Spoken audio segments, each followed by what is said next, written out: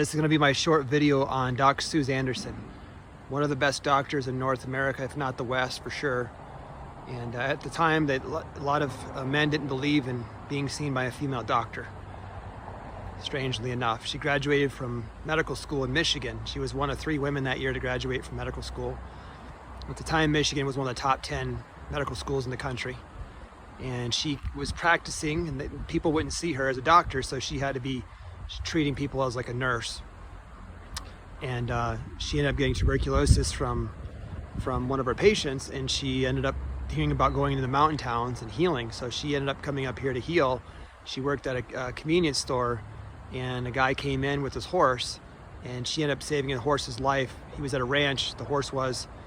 He kind of told her it was Paul. She thought it was a guy. It was actually a horse that she ended up having to save from the barbed wire. He was, ripping himself, trying to get her free and hurting himself, the horse. But she, at one point, gave birth, as a midwife, helped give birth to over half the population in terms of being a doctor and midwife. She birthed over 170 different babies at the time. I think this is over like a 25, 30-year period. And she treated people coming over from Switzerland and Norway and Sweden, loggers. And they would log this area and fish and hunt. And she was a big proponent of nutrition and herbs and full-fat milk, not low-fat milk. And she saved many lives. So this is her towards the end of her life. She used to snowshoe to her patient's house, and a lot of times her patients couldn't even afford to pay her.